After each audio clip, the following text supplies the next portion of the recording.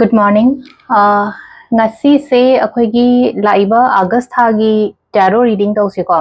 August thagi in haragadi ipong numit ki matungi na dumain taraga yenga se general reading mayam gi oina laiba August month se ko. Ado aphabala pasu oresino ko mayam gi damagta August month ki reading se ko. Aduga isha gi aina ningi ba wish mayam do haidi ai fulfill oire August month se da adumina gumba iyo hadi positive affirmations ama kay madum ithopiyo dum hai akoina sometimes kay no to matam da manifestation kumba to matam da akoina matam ka akoi gi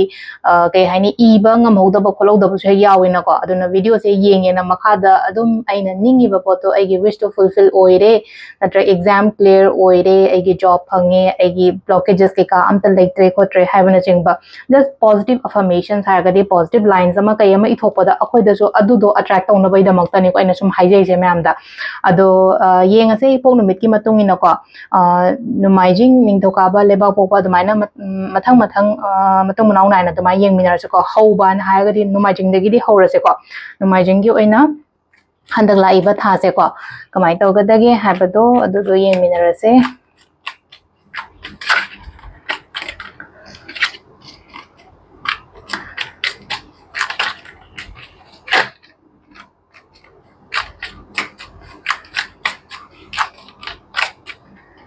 तो सिदगी ए मरक्ते smile सटलगे को केनो तौदबिदा spread तौदबिदा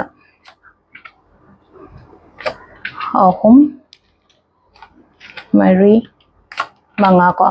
सिसे एना अहम लौथोइबा card से कोगी नुमाइजिंग पोपंगाई गी ओइना हंदकी अगस्त month से कमाइना तौगदगे को guidance के लाके तौगदबा तौरोइदबा सुगुमा मैम जा पेदी येंगसे को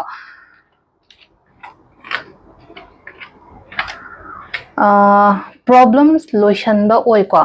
आईडी प्रॉब्लम्स ओइरो अनाब ओइरो अमा ओइरो सिदा लोइशनबा ओइना ओइबदो पूरा एंडिंग ओइना ओइको हाइडी नेगेटिव पार्ट हाना नैनारे को नेगेटिव पार्ट हाना नैनी जे कैगिनो हाइ कांसिदा कोइगी प्रॉब्लम लोइशनबा प्रॉब्लम से लोइशनलगदी अफबा लाकोदो हौरेबा हजिकतगी हौना हंदकी अगस्त मंथ से नहांगै लेरामेबा नुंगाइतबा हेल्थ इश्यूज अमा ओइरो लोइ लोइशनगिबा को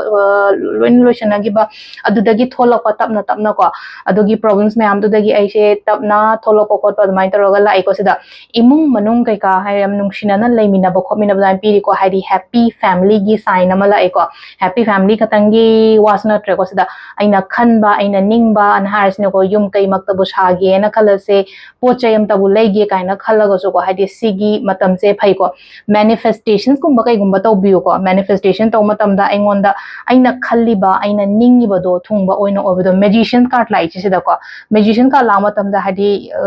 नंगना सोमना हाइ तारे को Heidi whatever you will manifest you will get everything nebasila isyanka aina khalliba aina ningibodo manifestation to matamda loina fulfill oiba admai to la ko haidi sida nupi se khoi gi lai khoramaga leibagi type ta ama leise ko aduna haidi manifestation magician han haraga di haidi magic create to haibo ani da igi life sida ko adudo ma leire ko guidance follow to raga thabak to matamda guidance kumba kai gumba follow to biyo nena tana gyan tana thabak kumba to ko aduga amana silaina ko health ta ketang su care piyo ko haidi अनाब बुदी ना हाय को हारी फरक खोलप बुदी ओइजरे अतारगा जो अमुका हेना हजिक्ति अमुका ने precautions हायरासिने को नत्रगा extra care पिजबदो Ishana इशागी दमकता दुमाइ तौरगा अदो इमुंग मनुंग करी क्रा याम फजना लेरे अदुगा अमना ले न को हादी शोर निंगो शोर थाजो खोलो न सिलाय को हादी स्पिरिचुअलिटी रोम द कई द खतंग हाइते बिलीव तौबो को अदु दुमा लेजरे को स्पिरिचुअलिटी ओ हायरागा दि अमका नंग अदु मतम द होगलगा लाइक खरमो लाइक कलो खोलो हाइबगी वाना तब अइना संगबा मतम दा अइना कैनो तब मतम दा निंगजो बिशोर जे फमना हाइ तार को दुप थाद यादे नत्रगा हाइदी हाइरु अदु कत यादे खोत यादे हाइना अदुमाइना केमता नते को हाइदी अइना हजि हजि फमना अइना जि अइना जि ngang na aina shor jing jing jaba dum yae ba dum ai thabak to matam da aina free matam da adi ning jaba do aina khali se phangbo jage ko kaina dum aina khalaga ko aduna aina hai portal gumba la ko da manifest to biyo manifestation to raga di yamna phajana fulfill oyo haina lai ko sisna khoi gi ahan bagi numai jingi oina leire ko mathangi leba popo ge mu yeng minar se ko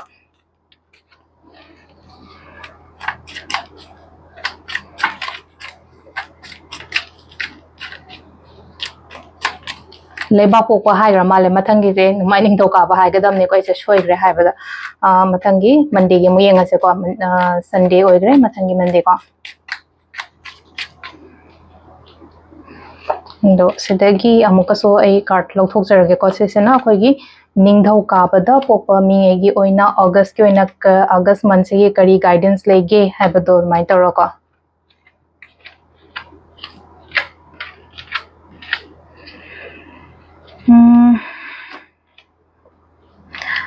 ꯀꯩꯀꯩꯅꯣ ꯍꯧꯒꯦ ꯀꯥꯏꯅ ꯈꯜꯂꯤꯕ ꯃꯌꯥꯝꯁꯦ ꯍꯧꯕ ꯌꯥꯕꯖꯥꯠꯅꯦ ꯑꯗꯣ ꯄꯩꯁꯥ ꯅꯨꯡꯁꯥꯒꯤ ꯀꯩꯒꯤ ꯄ꯭ꯔꯣꯕ꯭ꯂꯦꯝꯁꯅ ꯑꯩꯁꯦ ꯍꯧꯕ ꯌꯥꯗꯗꯅ ꯂꯩꯔꯦ ꯈꯔ ꯁꯤ ꯇꯧꯒꯦ ꯍꯥꯏꯅꯗꯤ ꯃꯌꯥꯝ ꯑꯃ ꯈꯜꯂꯦꯀꯣ ꯌꯥꯝ ꯁꯦꯡꯅ ꯍꯥꯏꯔꯀꯥꯟꯗ ꯇꯧꯒꯦ ꯍꯥꯏꯅꯁꯨ ꯈꯜꯂꯦ ꯑꯗꯨꯒ ꯇꯧꯕ ꯃꯇꯝꯁꯤꯗ ꯂꯩꯅꯀꯣ ꯑꯩꯁꯦ ꯉꯝꯒꯗ꯭ꯔꯥ ꯉꯝꯃꯣꯏꯗ꯭ꯔꯥ ꯍꯥꯏꯕꯒꯤ ꯅꯤꯡꯁꯤꯡ ꯃꯥꯡꯖꯤꯡꯅꯕ ꯁꯞꯄꯣꯔꯠ ꯂꯩꯇꯕꯗꯣ ꯑꯩꯒꯤ ꯑꯣꯏꯅ ꯌꯥꯝ ꯁꯦꯡꯅ ꯍꯥꯏꯔꯒꯗꯤ ꯊꯕꯛ ꯑꯃ ꯇꯧꯕ ꯃꯇꯝꯗ ꯍꯥꯏꯗꯤ ꯐꯦꯃꯤꯂꯤꯒꯤ ꯁꯞꯄꯣꯔꯠ ꯍꯥꯏꯔꯁꯦ ꯅꯠꯇ꯭ꯔꯒ ꯑꯩꯒꯤ ꯄꯥꯔꯠꯅꯔꯅ ꯁꯞꯄꯣꯔꯠꯀꯨꯝꯕ ꯇꯧꯕꯤꯕ ꯈꯣꯠꯄꯤꯕ ꯑꯗꯨꯃꯥꯏꯅ ꯑꯗꯨ ꯌꯥꯝꯅ ꯐꯦꯃꯤꯂꯤꯗꯒꯤ ꯁꯞꯄꯣꯔꯠ ꯐꯪꯗꯕꯁꯤꯅ ꯂꯩꯅꯀꯣ ꯑꯩꯅ ꯊꯕꯛ ꯇꯧꯕ ꯃꯇꯝꯗ ꯈꯤꯇꯪ ꯀꯣꯟꯐꯤꯗꯦꯟ ꯋꯥꯠꯄ ꯅꯠꯇ꯭ꯔꯒ ꯇꯧꯔ ꯃꯇꯝꯗ ꯑꯩꯉꯣꯟꯗ ꯀꯥꯟꯅꯒꯗ꯭ꯔꯅꯦ ꯀꯥꯟꯅꯔꯣꯏꯗ꯭ꯔꯅꯦ ꯀꯥꯏꯅꯒ ꯈꯜꯂꯒ ꯂꯩꯕꯗꯣ ꯑꯗꯨꯃꯥꯏꯅ ꯑꯣꯏꯅ ꯑꯣꯏꯀꯣ ꯑꯗꯣ ꯁꯤꯗ ꯂꯥꯛꯏꯕ ꯀꯥꯔꯗꯁꯤꯡꯁꯤꯒꯤ ꯑꯣꯏꯅ ꯍꯥꯏꯔꯒꯗꯤꯀꯣ ꯀꯩꯅꯣ ꯇꯧꯋꯣ ꯀꯩ ꯍꯥꯏꯅꯤ ꯄꯩꯁꯥ ꯅꯨꯡꯁꯥꯒꯤ ꯀꯩꯒꯤ ꯑꯣꯏꯅ ꯀꯩꯅꯣ ꯂꯩꯔꯒꯗꯤꯀꯣ ꯍꯦꯜꯞ ꯂꯧꯕꯗ ꯑꯀꯥꯏꯕ ꯀꯩꯝꯇ ꯂꯩꯇꯦꯀꯣ ꯑꯩꯒꯤ ꯏꯃꯨꯡ ꯃꯅꯨꯡꯗꯒꯤ ꯑꯣꯏꯔꯣ ꯅꯠꯇ꯭ꯔꯒ ꯑꯩꯒꯤ ꯈꯪꯅ ꯆꯥꯟꯅꯕꯗꯩ ꯑꯣꯏꯔꯣ ꯑꯩ ꯀꯩꯅꯣꯝꯃ ꯁ꯭ꯇꯥꯔꯠ ꯇꯧꯒꯦ ꯍꯥꯏꯔꯒꯗꯤ ꯏꯟꯚꯦꯁꯃꯦꯟꯒꯨꯝꯕ ꯀꯩꯒꯨꯝꯕ ꯈꯔꯁꯨ ꯈꯜꯂꯤꯀꯣ ꯍꯧꯖꯤꯛ ꯑꯩ ꯊꯕꯛ ꯑꯃꯗꯤ ꯇꯧꯅꯤꯡꯉꯦ ꯑꯗꯨ ꯇꯥꯔꯒꯁꯨ ꯑꯩ ꯏꯟꯚꯦꯁꯃꯦꯟ ꯍꯧꯖꯤꯛ ꯂꯩꯇꯦꯕ ꯍꯥꯏꯗꯤ ꯇꯧꯗꯤ ꯃꯌꯥꯝ ꯑꯃ ꯇꯧꯅꯤꯡꯀꯣ ꯊꯕꯛꯁꯦ ꯍꯥꯏꯗꯤ ꯀꯣꯛꯁꯤꯗ ꯅꯠꯇ꯭ꯔꯒ ꯍꯥꯏꯗꯤ ꯑꯩꯉꯣꯟꯗ ꯑꯥꯏꯗꯤꯌꯥꯁ ꯃꯌꯥꯝ ꯑꯃ ꯂꯩꯔꯤꯕ ꯑꯩ ꯁꯤꯃ ꯇꯧꯔꯒꯗꯤ ꯑꯩꯉꯣꯟꯗ ꯁꯤ ꯀꯥꯟꯅꯒꯅꯤ ꯈꯣꯠꯀꯅꯤ ꯍꯥꯏꯕꯒꯤ ꯔꯤꯛꯁ ꯂꯧꯕꯁꯨ ꯀꯤꯗꯦꯀꯣ ꯍꯧꯖꯤꯛꯁꯦ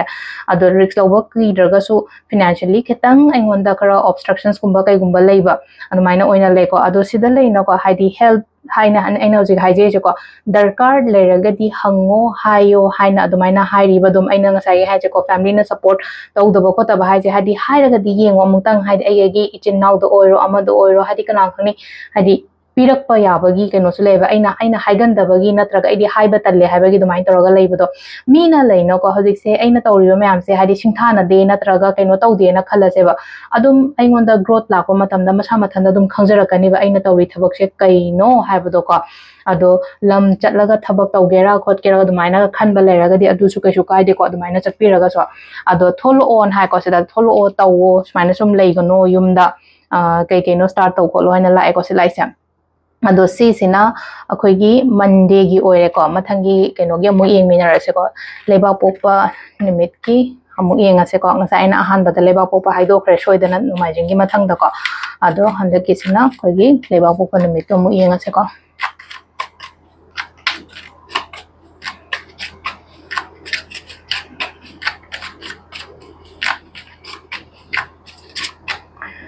ꯑꯗꯣ ꯁꯤꯁꯤꯅ ꯑꯩꯈꯣꯏꯅ ꯇ꯭ꯌꯨꯁꯗꯦ ꯄꯣꯛꯄ ꯃꯤꯉꯩꯒꯤꯅꯤꯀꯣ ꯑꯩꯅ ꯂꯧꯊꯣꯛꯆꯩꯁꯦ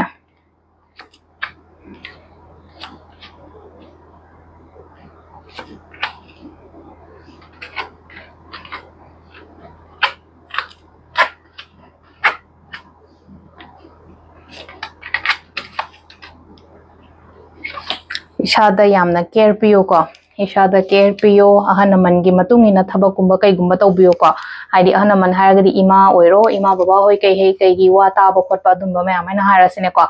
ꯑꯗꯨꯒ ꯑꯃꯅ ꯁꯤꯗ ꯂꯩꯁꯦ ꯏꯁꯥꯗ ꯀꯦꯌꯔ ꯄꯤꯌꯣ ꯍꯥꯏꯕꯒꯤ ꯑꯥꯊ꯭ꯔꯗꯤ ꯂꯩꯅꯀꯣ ꯏꯁꯥꯁꯤꯗ ꯈꯤꯇꯪ ꯏꯝꯄꯣꯔꯇꯦꯟꯁ ꯄꯤꯕꯗꯣ ꯑꯩꯒꯤ ꯍꯦꯜꯠꯇ ꯑꯣꯏꯔꯣ ꯅꯠꯇ꯭ꯔꯒ ꯑꯩꯒꯤ ꯂꯥꯏꯔꯤꯛ ꯄꯥꯕꯗ ꯑꯣꯏꯔో ꯅꯠꯇ꯭ꯔꯒ ꯑꯩꯒꯤ ꯊꯕꯛ ꯏꯪꯈꯥꯡ ꯍꯣꯠꯅꯕꯗ ꯑꯣꯏꯔో ꯏꯝꯄꯣꯔꯇꯦꯟꯁ ꯈꯔ ꯄꯤꯕ ꯍꯥꯏꯇꯥꯔꯦ ꯑꯩꯒꯤ ꯊꯕꯛꯇ ꯑꯣꯏꯔꯣ ꯅꯠꯇ꯭ꯔꯒ ꯑꯩꯒꯤ ꯏꯁꯥꯗ ꯑꯣꯏꯔꯣꯀꯣ ꯁꯤ ꯂꯥꯛꯏꯁꯦ ꯑꯗꯣ ꯁꯤꯗ ꯂꯥꯛꯏꯕ ꯀꯥꯔꯗꯁꯤꯡꯁꯤꯒꯤ ꯃꯇꯨꯡ ꯏꯟꯅ ꯍꯥꯏꯔꯒꯗꯤꯀꯣ unexpected ꯍꯥꯏꯅ ꯍꯥꯏꯔꯁꯤꯅꯦꯀꯣ ꯁꯝꯅ ꯍꯥꯏꯔꯕꯗ ꯌꯥꯝꯅ ꯊꯥꯖꯗꯕꯗ ꯑꯩꯉꯣꯟꯗ ꯑꯐꯕꯒꯨꯝꯕ ꯀꯩꯒꯨꯝꯕ ꯂꯥꯛꯑꯣ ꯍꯥꯏꯅ ꯄꯤꯔꯤꯀꯣ ꯃꯤꯒꯤ ꯃꯇꯦꯡꯒꯨꯝꯕ ꯀꯩꯒꯨꯝꯕꯁꯨ ꯑꯗꯨꯃꯥꯏꯅ ꯂꯥꯛꯑꯣ ꯍꯥꯏꯅꯁꯨ ꯄꯤꯀꯣ ꯃꯤ ꯃꯇꯦꯡ ꯍꯥꯏꯔꯒꯗꯤ ꯅꯃꯥꯟꯅꯕ ꯅꯠꯇ꯭ꯔꯒ ꯅꯃꯥꯟꯅꯕꯤ ꯅꯠꯇ꯭ꯔꯒ ꯑꯩꯈꯣꯏꯒꯤ ꯏꯃꯨꯡ ꯃꯅꯨꯡꯒꯤ ꯀꯩꯒꯤ ꯃꯤꯉꯩꯅ ꯍꯥꯏꯔꯁꯤꯅꯀꯣ ꯑꯩꯉꯣꯟꯗ ꯅꯪ ꯁꯤꯃ ꯀꯩꯅꯣꯝꯃ ꯇꯧꯃꯤꯟꯅꯁꯤꯔꯥ ꯅꯠꯇ꯭ꯔꯒ ꯇꯧꯒꯦꯔꯥ ꯊꯕꯛ ꯑꯃ ꯄ꯭ꯔꯄꯣꯖꯦꯜ ꯑꯃ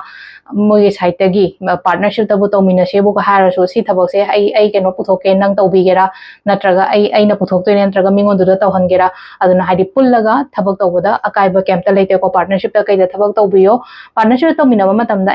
ꯃꯉꯣꯟꯗꯁꯨ ꯀꯥꯟꯅꯕ ꯑꯩꯉꯣꯟꯗꯁꯨ ꯀꯥꯟꯅꯕ ꯍꯥꯏꯕꯗꯣ ꯑꯣꯏꯔꯤꯕ ꯑꯗꯨꯒ ꯈꯔ ꯑꯃꯗꯅ ꯀꯃꯥꯏꯅ ꯂꯩꯒꯦ ꯍꯥꯏ ꯀꯥꯟꯁꯤꯗ ꯈꯨꯗꯣꯡ ꯆꯥꯕꯒꯨꯝꯕ ꯀꯩꯒꯨꯝꯕ ꯑꯃ ꯇꯛ ꯂꯥꯎꯅ ꯄꯤꯔꯛꯄ ꯆꯪꯉꯛꯄ ꯑꯗꯨꯃꯥꯏꯅ ꯇꯧꯔ ꯄꯤꯔꯤꯀꯣ ꯈꯨꯗꯣꯡꯆꯥꯕ ꯍꯥꯏꯕꯒꯤ ꯑꯥꯔꯊ꯭ꯔꯗꯤ ꯂꯩꯅꯀꯣ ꯁꯤꯗ ꯏꯅꯧ ꯅꯧꯕ ꯄꯣꯠꯀꯨꯝꯕ ꯀꯩꯒꯨꯝꯕ ꯍꯥꯏꯗꯤ ꯍꯟꯗꯛꯀꯤ ꯊꯥꯁꯦ ꯑꯩꯉꯣꯟꯗ ꯆꯪꯉꯛꯑꯣ ꯍꯥꯏꯅ ꯄꯤꯔꯤꯕ ꯄꯩꯁꯥ ꯑꯣꯏꯕ ꯌꯥꯏꯀꯣ ꯄꯩꯁꯥ ꯑꯣꯏꯕ ꯌꯥꯏ ꯑꯐꯕ ꯀꯩ ꯍꯥꯏꯅꯤ ꯑꯐꯕ ꯔꯤꯂꯦꯁꯟꯁꯤꯞꯀꯨꯝꯕ ꯀꯩꯒꯨꯝꯕꯁꯨ ꯄꯤ ꯑꯗꯨꯒ ꯑꯃꯅ ꯑꯩꯈꯣꯏꯒꯤꯀꯣ ꯊꯕꯛ ꯏꯪꯈꯥꯡꯗ ꯀꯩꯗꯁꯨ ꯍꯥꯏꯗꯤ ꯄ꯭ꯔꯃꯣꯁꯟꯁ ꯀꯥꯏꯅꯒ ꯍꯥꯏꯔꯁꯤꯅꯦꯀꯣ ꯑꯗꯨꯝꯕ ꯃꯌꯥꯝꯗꯣ July ko aduga khara mada su kai kai no khallaga khollaga mayam ama planning di lay planning leraga so maka hadi taw base iho ho do bagi tab taw do hadi taw ho adu ai khangdre na khalla se ta di guidance ko bagai gumba lo bang sai ga aina chang do ri ba thabak sida ai do ideas kem ta leite na khala se ba ideas kem ta leiter ga ding sai gi hadi already tawraga lei ba mi na haras ne ko moi dagi han na guide ka lo ba e si thabak se taw matam da hadi kyam bu kana ge na tra ke no taw da ge khot ka da ge hai da ha ko hadi dumaina hai tar ko oza guru gumba kai gumba dagi tamba khotpa adumba mayam ama su leire ko ado sida leire khoi gi leiba pokpa gi oina ko mathang gi sina khoi gi yumja kai shagi amu yeng minara se ko yumja kai shagi oina khoi gi August month ki ko mathang gi sina yumja kai sha pokpa ko yumja kai sha ngai gi oina hapet amu yeng minara se ko kai kai la ke ha bado handaki thagi oina August month ki yumja kai sha pokpa mi ngai gi oina guidance se ko ado sida lok thok charage card se 5 khatang lo thok ko Mari manga ko Wednesday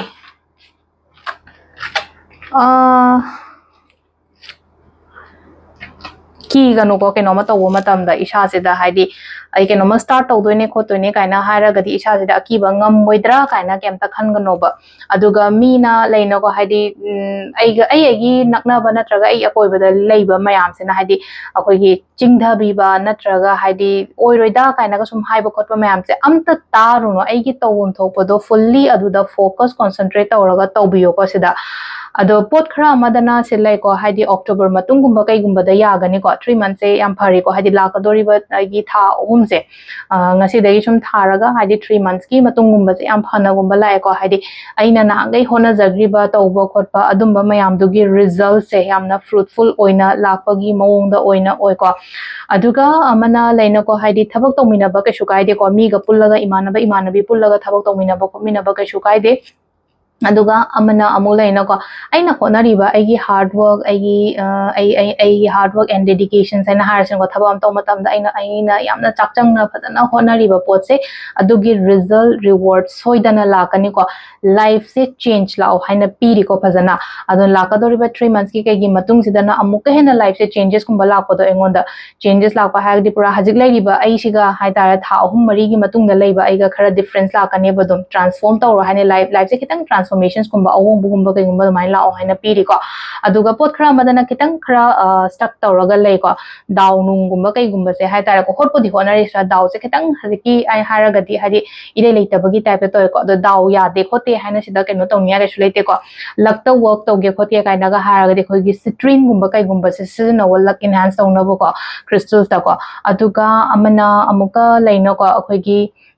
marakta manifestations gumba kai gumba tawbo khopa leina ko hadi portal oiro natraga purnima thashi gumba kai gumba sugumba mayam se ko manifest tawo hadi sida akoina be lift ta kai da i matam da ngasa aina daw se katang khara keno taw hane lak gumba ga iraga hadi lak se iraga hadi burn go taw thowa hadi ngasa gi hadi ai gi daw yare kaina wakhan da dumaina khallaga ngasa gi akoi gi cheese da hadi ngasa gi sida hadi good luck khane irena ko duga hadi cheese se burn taw thopi ba ko ngasa gi keno je tej patta se ko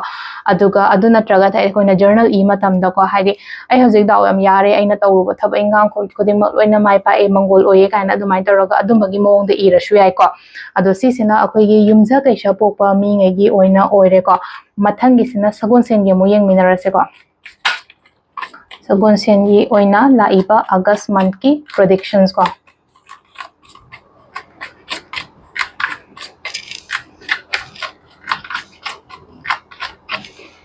sina akoi gi Thursday numit ki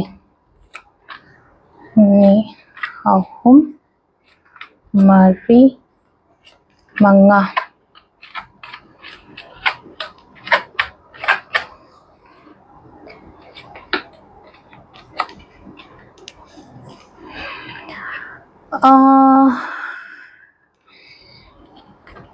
sida laiba card sing sigi matung inna hairaga diko guide mingonda aina khangjaba aina haijaba khotba suguma mayam se guidance kumba kai gumba tawbiba singna harakanda ai se lairik keno tawe na khalase ko ai subject amada haye na tra hadi keno ma tawe haragadi akoina samna haibda aina tarot reading tawe ko tarot reading se aina haibani na aina mayam da hadi sum share tawdana khotana aina taksari se sumaina ai ahiba poda ma hadi mingonda kaida dumaina gumba takpiba khotpiba dumaina taraga adum basu yai ko aduga amana amukai haige hai kan kai keno khara khallaga lai ko hadi chatke tawge planning mayam ama lai ko hadi planning mayam ama lai riba plan se खल्लगदी लेबा खोंगदी थांदोक्ताबा अदो चटकेन हाइना खल्लगदी चटपियो का शुकाइदे को हाइदि travelling गुम्बा कई गुम्बा तौबा आइदो कदाइदनोमा हाइदि कितंग lump चटके खोदके काइना खल्लगदी को अदो चटपो खोपो का शुकाइदे को हाइदि थबक तौबगी ओइरो नत्रगा कोइबबु ओइरो नत्रगा अखोइगी बिजनेस का रिलेटेड पो ओइरो को अमाइन तौरगा को अदो लोशन बसु ngमगनी को आइगी पेंडिंग वर्क गुम्बा कई गुम्बा लेरिबा खोलिबा मयाम से अदुम बदुसु लोशन बसु ngमगनी अदुगा अमना अमुलेना को रिलेशनशिप तदी कई ददी लेनो खतंग हाइदि कइनो सु तवे को हाइदि ट्रांसपेरेंसी थंबियो को रिलेशनशिप ता नुपा ओइरो नुपी ओइरो को हाइदि वा गुम्बा लोटना दबा याम का हैना सेंग सेंग बदो हाइ बाय तारे को नुंगाइबो ओइरो नुंगाइतबो ओइरो अमा ओइरो को सिलाइसे को हाइदि ट्रांसपेरेंसी थम्मो अदु तारगदी रिलेशनशिप से याम फजना हाइ तारे को याम ग्रोथ लेगनी को थब इंखांग तौमिनबदो और रिलेशनशिप से ngसाइगी अखोइगी कपल खतंगी वासु नत्रे को थबक तौमिनबदसु लेना को थबक तौमिनबजु रिलेशनशिप से फजना हाइ तारे को हाइदि सेंगना सेंगना केनोमा तौमिनबदो अदु तौरगदी अखोइना तौरिबा थबक ओइरो अखोइना तौरि अखोइना आइगी रिलेशनशिप ओइरो अमुका हेना ग्रोथ लेबा खोटपा अमाइन तौरगा पीरि को सिदा अदो शॉर्टकट कुंबा तौबदी यादे को थबक तौबा मतमदा हाइदि यामना अथुबिदा लेना को सी तौरगा एसी कानागनी खोतनी काना खल्लगदी अदुगी पार्ट तुमदी याद्रे को सिसिना अखोइगी सगोनसेन गी लेरे को मथंगी इराई का थांगजगा दंगारा माले को इराई गे मु येंगमिनरसे मैम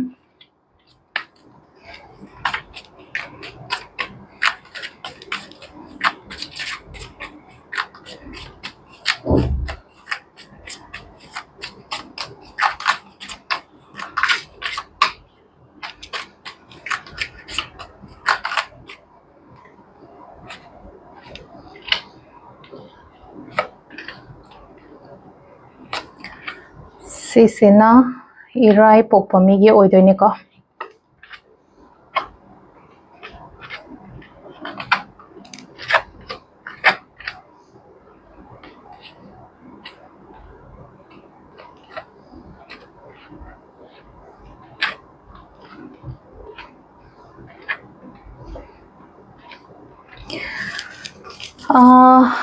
इराई गिसे मिंगोंदा directions पिबियो काना हाय को हाइदि आई ऑलरेडी बिजनेस का तौबा खोटपा मी ओइरगदी लेना को हाइदि अमुकैना टीम दो फजना वर्क तौबिबा खोपिबा अमाइन तौरगा अदुमबसु ओइना ओइरे को सिलाइसे कोइना वान्स लांग मतम से हाइदि ngसाइगी माना लमजिंगगा चटलिनो को नुपी सिना चटलिसे मका माइ मतुंग सिदा मयाम अमा इनरइबा अदुदुना हाइदि स्माइना हाइदि लुचिंगगा लमजिंगगा चटलो खोलो काइना हाइबदो हंदकी थाजे मी पुरगा चखटो मतमदा हाइदि आई खतंग चखटपा नतबा मयाम अमसु पुरगा चखटमिनबा खोमिनबा अदुमा मयाम दनि को सिलाइसे को अदुगा स्टार्ट तौबदा की गनो को सिलाइसे को हाइदि डेट लाएना सिलाइन को डेट कार्ड ने को सिला डेट कार्ड लका लाको मतम सिदा हाइदि इसा सिदा अकीबगुम्बा कईगुम्बा हाइदि सुगुम मयाम थादो हाइदि पोत खरा मदल लोइसलगा अमु अफबा हौरी को सिदा हाइदि प्रॉब्लम्स गुम्बा लेरंबा कोलंबा लेरगदि अदुगी पार्टो लोइसलगा अमु कैनोमा स्टार्ट तौबो खोपा हाइना अदुमाइन तौरगा लाए को सिदा practical oyo ko yamna haida emotionally gumba kai gumba chatpa yade practical oyo mina dominate tawhanga no ko haidi mind se yamna stable ohenba ma darkar oi ko shawbo khotpa kai gumba sugumba mayam se haidi pusalakpa yade ko thabak mafam da especially egi thabong pham da shawbo khotpa kaino taw da haidi pusalakpa yade aduga mina kaino ma haidi egi maram da haidi appreciate gumba taropo khopo matam da adum harau harau gumba ko ai se accept tawbiyo khopiyo kaina ga haire ko sida aduga aina khanba aina ning खटपा लेरगदी सिलाइजर नाइनो कप लाको मतमजे wish fulfil ओयो on हमने खला आइना खल्लिबा आइना निंगिबा आइना केनो तरिबा मयाम से फंगबा ओइना ओइबदो प्रॉब्लम्स ngसाइगी लेरिबा प्रॉब्लम्स के काम मयाम से मनिंग द लोइना ओइना लेहौबो ओइना ओइरे को हाइदि प्रॉब्लम्स कै लोइ लेहौरे ना खलसे जुलाई केनो से आई प्रॉब्लम्स कै लोइ लेहौरे हजे अफबा स्टार्ट हौरे हाइना दुमाइन तर खनबी बे याइ को अदुगा लास्ट ता मु 2 कप्स लाग मन 2 कप से कैनो हाइ कान से द हाइदि कैनो ने बसिदा हाइदि म्यूचुअल बेनिफिट म्यूचुअल अंडरस्टैंडिंग काना हारस ने बसिदा हाइदि कपल गी मरक त ओइरो थब इंखांग तौमिनाबा द ओइरो अनि मक्ता काना मिनाबा खोमिनाबा अदुम्बा मयाम दनि को सिला इसा अदो सी सिना अखोइगी को इराई गी लेरे को मथंगी थांगजगी अमुग यंग मिनरसे को मयाम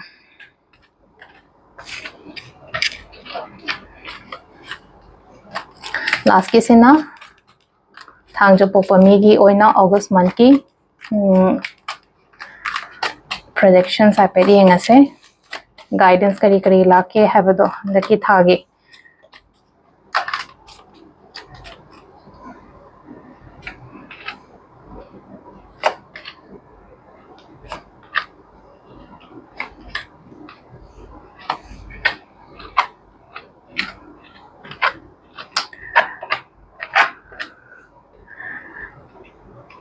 पैसा से लाए को लाते है बदिया रो को से लाइ से पैसा सु लाए चसु चले तुंगदबगी टाइप ता खतंग तौरे को अदुना यारिंगे हैना सिंगना सिना बियो को हंदकी था से हादी आइगी अर्निंग द एक्सपेंडिचर गसे को हादी बैलेंस तौरगा चटपीबा एक्सपेंडिचर यामना चलहंदना बतौबियो को हादी कंट्रोल थंबदो हाय तारे को हादी पैसा हम चले को लेन हायरगा दि लेन इसादा खतंग कंट्रोल थम तारे ना हादी ngasa एक्सपेंडिचर हाय ngasa lupa चंगा लोशनगदबदो हादी lupa चामा दा चनी दा सिनबा यारगा दि दुमाइन तौरगा सिनबियो अननेसेसरी एक्सपेंडिचर गुंबा कई गुंबा दुमाइन गुंबा तौबीदबा पैसा बुदी लाकनी को दुम इसागी ओइना हादी इनकम करी क्रा अदुम मैं आमुदी जनरेट तौगनी को अदुगा खरा मदा लेनो को एक्सपीरियंसेस एंड हारसने को लाइफ की ममांग सुम नुवाइतबा खोतबा खरा थोखिबसिना को हौजिकसे मु कैनोमा तौ मतम नो को इसाजिदा हादी तौनिंगबा हाइनिंगदबा फावबो खोप माइन तौर लेरिबसिदा कैनी लॉस कुंबा लेगिबरा खंगदे कैनो लेगिबरा खंगदे को सेलाइसा अदुदुना हादी कैनो सु ओय को हादी एगी वाबसु खरा दुम वारे को याम सेंगना हारा कांदा को हादी प्रॉब्लम्स कुंबा मैम अमा थेंगनागरे को अदुना हादी वाबा याबा वारे अदो हौजिकसे लेनो को अनोबा के तौगे काइना खनबसु हौरे को अंकल सिलाइसे को अदो आइना अनोबा हौबसे ngsaigi पास की